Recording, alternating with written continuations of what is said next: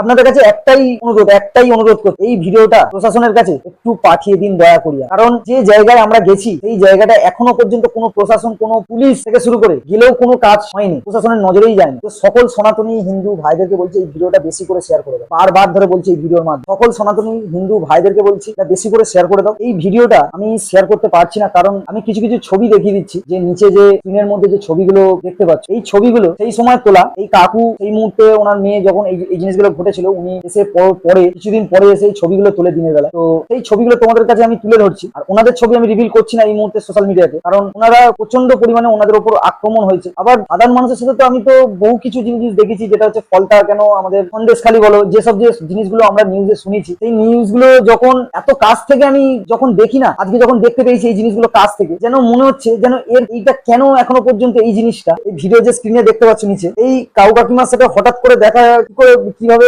বলবো তোমাদেরকে, যেটা হঠাৎ করে দেখা না সেই ভোলেনাথ মিলিয়ে দিয়েছে ওনার সাথে, সেটা আমি বলতে পারবো না। অনেকক্ষণ ধরে আমরা ওইখানে ছিলাম গরমের মধ্যে, পুরো সকাল থেকে সন্ধ্যে পর্যন্ত কন্টিনিউ আমরা শুধু ঘুরেছি বাইক নিয়ে, কিন্তু 1 ঘন্টার মধ্যে কিচ্ছু আমরা সব ঠিকঠাক চলছিল। আমরা প্রায় 1 ঘন্টা ওইখানে খাবার তলায় দাঁড়িয়ে দুজন মিলে গল্প করছি আর ভিডিও পোস্ট করছি, ভিডিও এডিট করছি। তো হঠাৎ এই কাকু আসেন, ভোট দিতে গেছিলেন, ভোট দিয়ে এসে কাকু আমাদেরকে যা বললো সেটা তোমরা নিজেরা মুখেই শোনো। এই ভিডিওটা কিন্তু অনেকটা বড় হবে, তোমরা কিন্তু তোমাদেরকে জোর হাত করে বলছি সনাতনী হিন্দু ভাইদেরকে বলছি, এবং যারা সত্যিকারের দেশপ্রেমী, যারা এই যে আমার পেছনে রয়েছে না, ভারতের আমাদের দেশে যারা রয়েছে, যারা ন্যাশনের জায়গায় লেখো ইন্ডিয়ান, আই এম ইন্ডিয়ান, তোমরা যদি সত্যি যদি নিজেদেরকে ইন্ডিয়ান যদি মনে করো যে আই এম ইন্ডিয়ান, তাহলে বেশি করে তোমরা এই ভিডিওটাকে শেয়ার করে দাও প্রশাসনদের কাছে। আমি চাই এই ভিডিওটা নিয়ে আওয়াজ উঠুক, কারণ এই ভিডিওটা এখনো পর্যন্ত ওনাদের কাছে সোশ্যাল মিডিয়া গিয়ে পৌঁছায়নি, এত কিছু হয়ে যাওয়ার পরেও। যে কারণের জন্যই তোমাদের কাছে এই ভিডিওটা পেশ করা হয়েছে। পুরো ভিডিওটা আমি অবশ্যই প্রশাসনের কাছে এই জিনিসটা আমি অবশ্যই পুরো ভিডিওটা দেখাবো, কিন্তু আমি পুরো ভিডিওটা আমি দেখাতে পারবো না, কারণ কিছু কিছু এমন গোপন জিনিস রয়েছে যেটা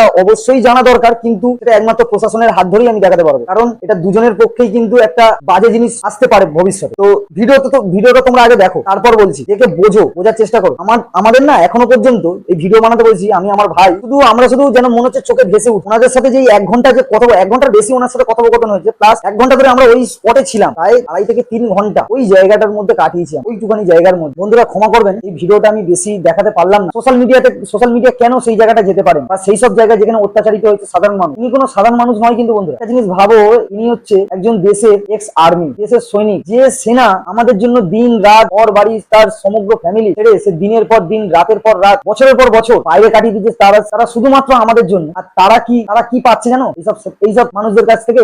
এদেরকে মানুষ আমি বলি না, এইসব দু পায়ে জানোয়ারদের কাছ থেকে কি পাচ্ছে জানো? তিরস্কার, তাদের ওপর অত্যাচার, মেয়ে ছেলেদের প্রতি অত্যাচার, ওনার ওয়াইফের প্রতি অত্যাচার চালিয়ে যাচ্ছে এইসব সন্ত্রাসবাদী বাহিনী। হর হর মহাদেব, জয় শ্রীরাম বন্ধুরা।